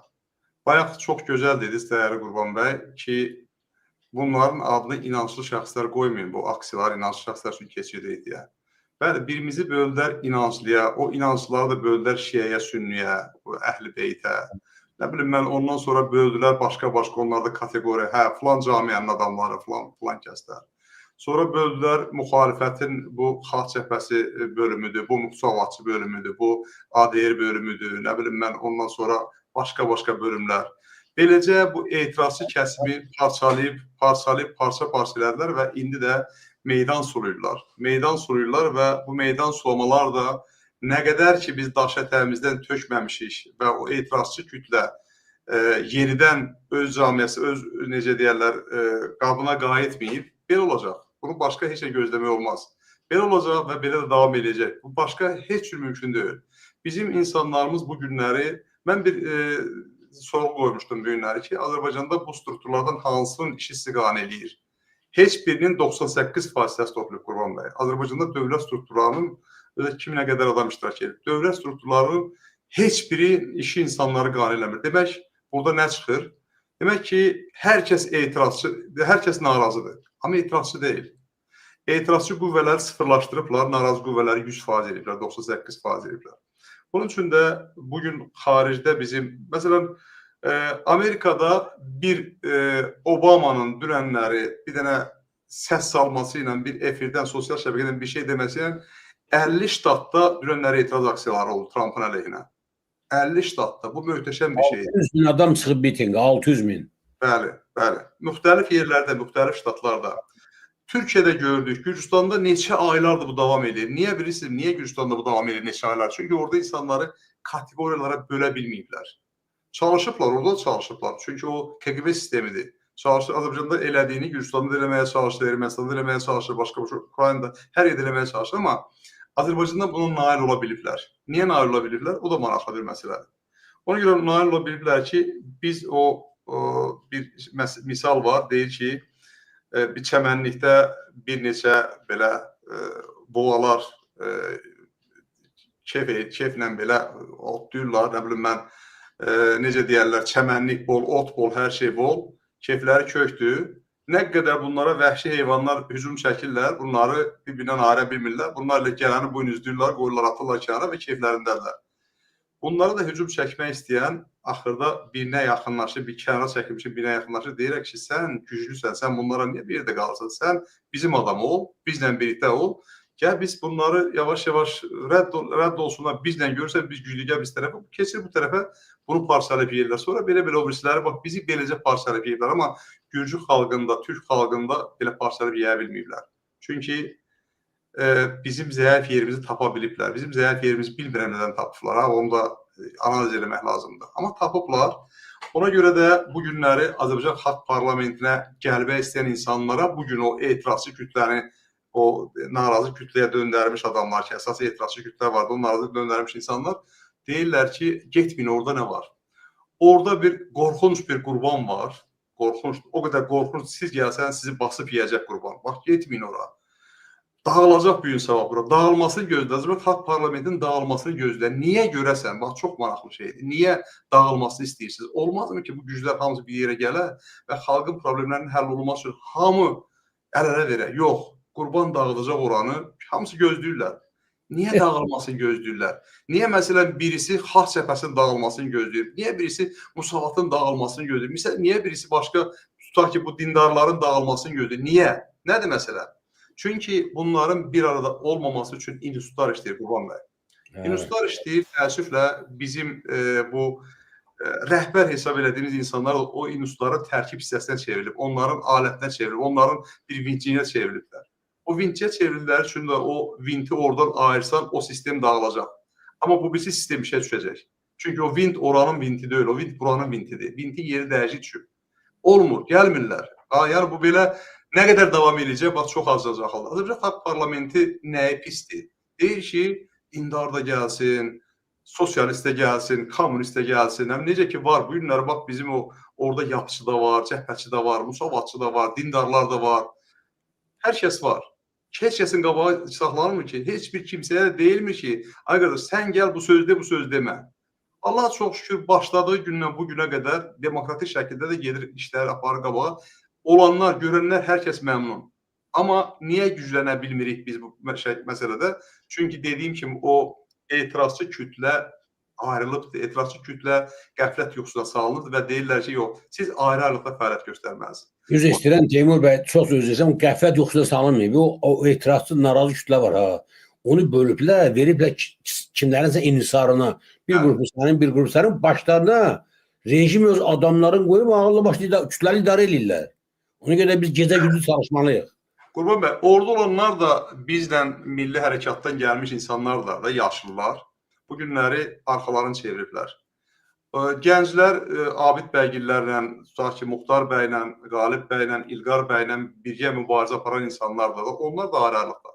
Yəni bunları birləşdirəcək bir qüvvə lazımdır, bunları birləşdirəcək bir sirli bir əl lazımdır. Bizim birləşmədən hər hansı bir addım atmaq imkanımız yoxdur. Bu günləri, məsələn, Muxtar bəylə Qalib bəy düşüblər qabağa, bir aksiya keçirmək istəyirlər Avropada. Görürsünüz, dünənlər bizim kanaldaydılar, biz biraz dəstək verdik. Bugün buradadılar, dəstək verib və biz bu media dəstəyini verəcəyik. Niyə? Çünki bizə bu çox vacibdir. Mən nə Qalib bəyini tanımıram, nə Muxtar bəyi tanımıram. Amma görürəm ki, bunların görmək istədikləri iş xalqın mənfəətdən, xalqın xeyrinədir. Niyə görəsə xalqın xeyrinə olan işdən biz yayınmalıyıq? Yayınmalı deyil, əksinə dəstək verməli. Mən əminəm ki, İlqar bəy də bu məsələ ilə bağlı Xural TV-də o da işıqlandıracaq, o da media dəstəyi verəcək və hər kəs kim bacarırsa buna media dəstəyi verir. Mən niyə verməyək axı? Biz əgər çəkici eyni yerə vururuqsa, o qızmış metalı necə deyirlər, soymadan onu vurub əzməyə çalışırıqsa, hərəmiz bir kvaltdan bir şey vurur, çəkicdən bir şey vurmalıyıqsa, niyə vurmayaq bunu? Budur məsələ. Baxın, dünənləri Famil Xəlilov aclıq eləyəndə heç kimsə dinmədi. Ondan sonra Fazil Qasımov aclıq eləyəndə neçə gün, 100 gündən çox aclıq eləyəndə heç kimsə dinmədi. Misal üçün deyirəm. Əfqan Sadıqov 130 gün, 40 gündür, 150 gündə aclıq eləyib. Bəli. Təkcə o yazıb, onun xanımı bağıra-bağıra qalıb orada. Əfqan Sadıqovla bağlı. Amma heç kəs dinmir. Amma Gözəl Bayramov məsələsi də çox vacib məsələ. Gözəl Bayramov da dünən tək qaldı. Ondan sonra başqası da tək qaldı. Bəli, bunlar hamısı, bu xanımlar hamısı bizim namusumuzdur.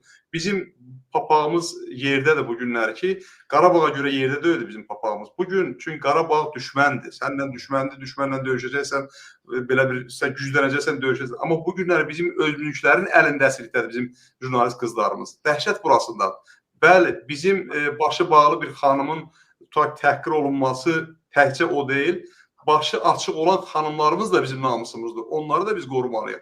Onlar da bugün həbsdə olmalıdır. Bunun üçün biz əl-ələ verməliyik. Ona görə mən əminəm ki, və bu məsələdə biz birimizə, bax, burada birlik buradan başlayacaq. Mən belə hesab edirəm. Buradan başlayacaq və buradan da davam edəcək. Mən yenə də çağıram hər kəsi.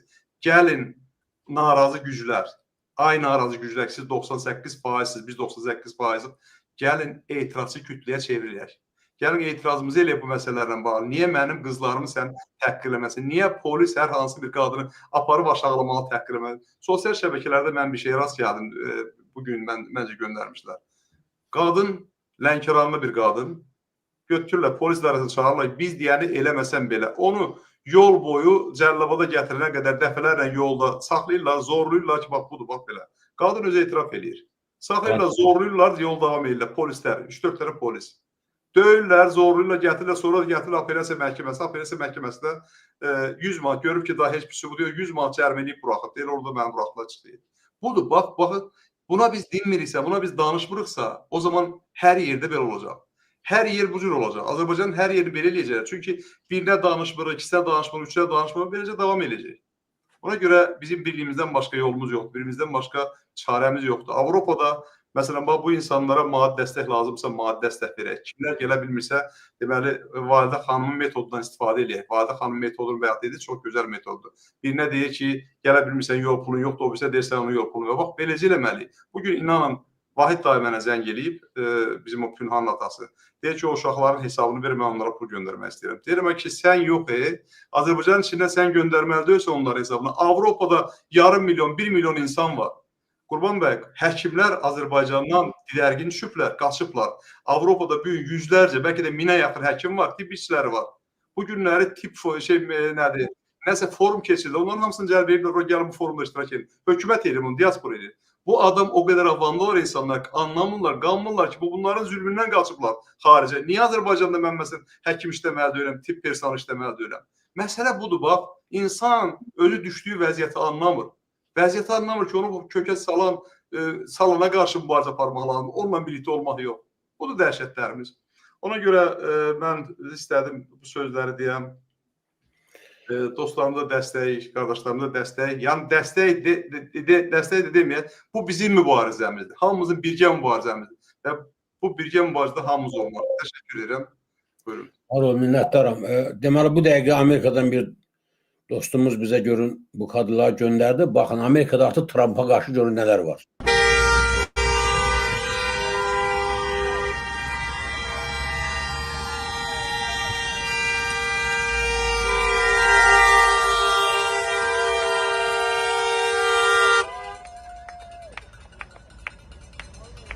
Trump'a etiraz edirlər. Baxın dostlar. Sağ olsun bizim Azərbaycan Maliyyəsinin bir üzvü. Oh, Ceyhun bəy, eşq olsun. Təşəkkürlər. Təşəkkürlər. Belə görəndə təşkil göndərin. Aslında baxsaz, bizim bugünkü verişimiz xalqın birləşmək istiqamətində növbəli bir addımdır. Mən buradan elan edirəm. Teymur bəyin burada dediyi bəzi məlumatları nəzərə alaraq, əgər siz doğrudan da hamıya müraciət edirəm buradan, birləşib rejim aradan qaldırmaqda qərarlısınızsa, mən sizin bütün şərtləriniz qəbul etməyə hazıram, özü qeydi şərtsiz. Deyirsiniz, mən dayandırım siyasi fəaliyyətimi. Mən Azərfilmi bağlayayım, amma kişi kimi söz verin ki, siz xalqla birləşib cəmaatı parçalamadan bu mübarizələri qələbəyə qədər aparacaqsınız. Nə şərt deyilsin mənə qəbuldur. Təki birləşib, xalqın birləşməsində mane olmayıb, ən az heç olmasa rejimə qarşı mübarizə aparaq. İlqa bəy, xoş gördük. Nəsə Qalib bəy nəsə demək istəyir, elə bir əlin qaldırmışdı. Buyurun. Bəli, Qurban bəy, mən 3 məsələni qeydə aldım burada. Onu mən o məsələ haqqında fikrimi bildirmək istəyirəm. İlk növbədə deyim ki, siz 2 dəfə dediniz ki, mən sizi burada nəzərə almıram, ümumən nəzərə alıram. Biz bunu çox gözəl bilirik, Qurban bəy. Təbii ki, biz başa düşürük ki, siz burada nəyə işarə vermək istəyirsiniz, deyir, Arifə bir işarə bəsdir. Siz Azərbaycan xalqına burada sözünüzü çatdırmaq istəyirsiniz. Biz bunu çox gözəl bilirik və sizin də bizə bu cür suallarımızı gözəl şəkildə və qəbul edirik, bizi boğazımızdan keçir. Bu günlərin bizdə təəssüflər olsun ki, Azərbaycan xalqının öz içində parçalanma nəyə görə gedir? Bir-birimizin sözü bir-birimizin boğazından keçməməyinə görə gedir. Mən burada siz ki, inanclı deyirsiniz, məsələdə mövzuya toxundunuz, Teymur bəy də mövzuya toxundu, inanclı məsələsi. Bu, belə deyim, dindarlar arasında, dindarlar tərəfindən çıxan bir məsələ deyil, mövzu deyil. Nəyə görə? Bunu xalqın içində, belə deyək, dindarları bu düşüncə ilə bir kənara çəkiblər. Elə bir formalaşdırıblar ki, bu inanclılar. Sanki Azərbaycanda heç kəs inanclı deyil, yalnız namaz qılanlar inanclıdır. Bu belə bir deyil, hər kəsin bir Allahı var, bu Allaha da hamı inanır. Dindar desək daha gözəl olar, Teymur bəy çox gözəl vurğuladı. Dindar deməklə fərqliliyi bundadır ki, namaz qılan şəxslərdən gedir söhbət. Amma çox təəssüflər olsun ki, Azərbaycanda bəli, inanclılar belə başa düşdüm ki, necə deyərlər, Tofiq Yaqublu inanclı deyil, Qurban bəy inanclı deyil, Teymur bəy inanclı deyil, hər kəs inanclıdır. Sadəcə bunu Azərbaycan xalqının özü bu yerə gətirib çıxardıb ki, ara seçkilik və bu ara seçkilik olduğuna görə də bu günlərin biz zalim İlham Əliyev rejiminə güc göstərə bilmirik. Formalaşmıyıq bizdə hələ bu güc. Sonra qaldı xanımlar. Təbii ki, biz Teymur bəyin sözündə böyük bir həqiqət var. Biz də bunu deyirik ki, Azərbaycanda necə deyərlər, açıq, yəni hicabda olmayan xanımlarda, hicabda olan xanımlarda hamısı bizim qeyrətimizdir. Məsəl üçün, mənim şəxsən anam hicablı deyildi. Deməli, mənim anam mənim qeyrətim deyildi. Mənim anama bir təhlükə olsaydı, mən sinəmi sipər eləməzdim və yaxud Muxtar bəy eləməzdi, Qurban bəy eləməzdi. Təbii ki, mən görsəm və dəfələrlə də olub. Məsəl üçün, Azərbaycanda görmüşəm ki, hansısa bir tanımadığım anamız, bacımız olub, kimsə tərbiyəsizlik eləyib. Buna görə başım da çox bəlalar çəkib, Qurban bəy.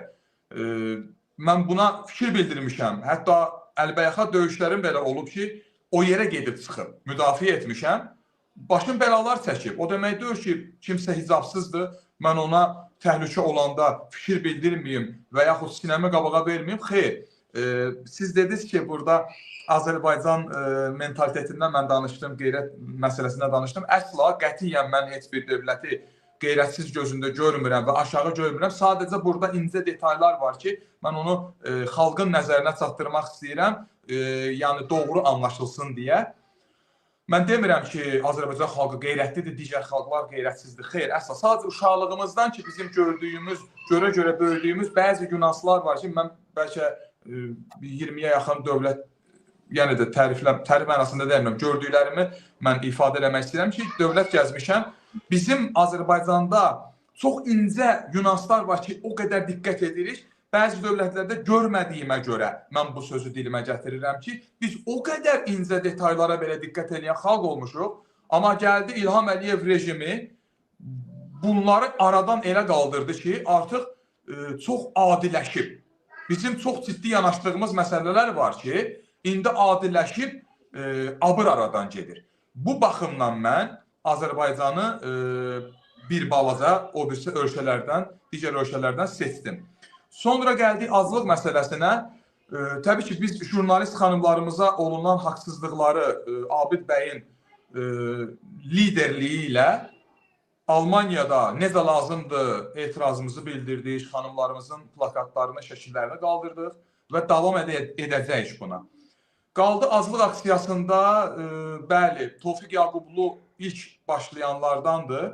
Amma mən Azərbaycanda olanda şəxsən öz xanımımla Salih Rüstəmlidir, yoxsa Salih Rüstəmovdur, Moskvadan, Rusiyadan Azərbaycana gələndə tutulmuşdu və uzun müddət, səhv etmirəmsə 40 gün, yoxsa 40 neçə gün azlıq aksiyası edəndə mən öz xanımımla Targovuda bu aksiyaya qoşulmuşdum. Yəni Almaniyaya gəlməmişdən qabaq aksiyaya qoşulmuşdum. Necə lazımdır da iştirak etdik və belə bir şey deyək, siz çox gözəl vurğuladınız, Qurban bəy, adlar çəkdiniz, bəzi adlar ki, bəli, 2022-ci ildə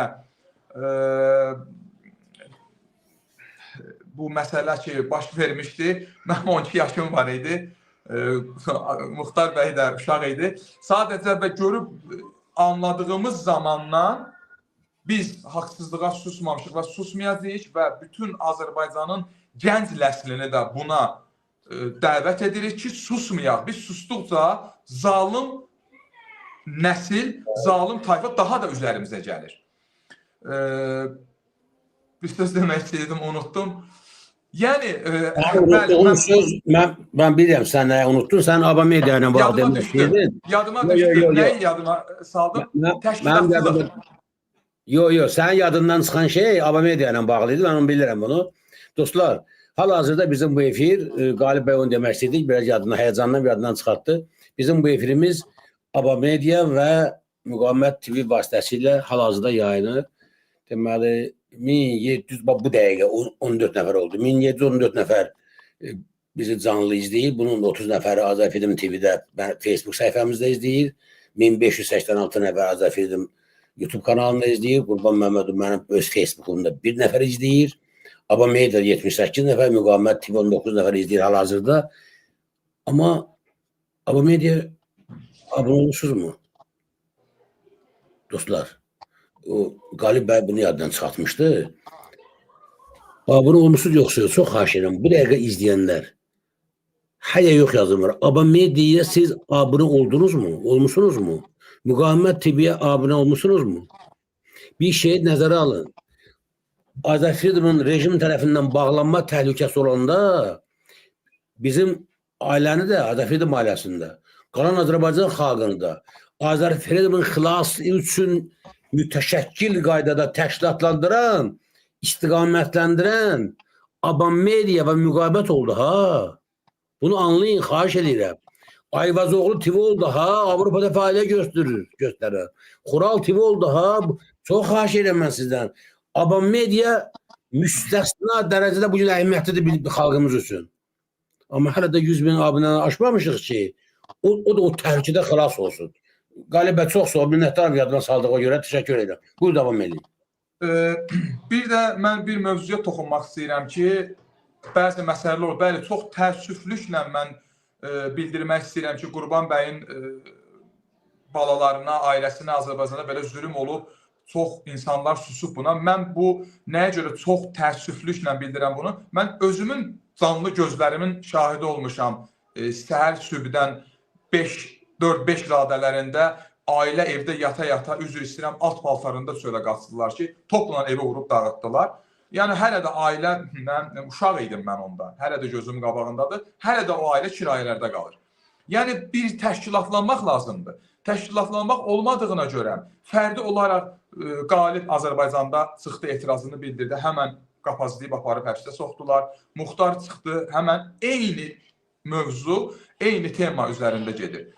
Amma bir nəfər çıxıb bir təşkilatlanmalıdır, bir nəfər bir lider olmalıdır ki, Azərbaycanda bir mövzunu işıqlandırsın, həmən insanlar toplaşıb gəlsin. Çox təəssüf ki, bu yoxdur Azərbaycanda. Bugün mən Muxtardan incimişəm. Muxtar bugün aksiya keçirdir, haqq uğrunda mübarizə aparır. Mən çəkilib qıraqda deyəmişəm. Əşki yox, o Muxtar olan yerə mən getmirəm.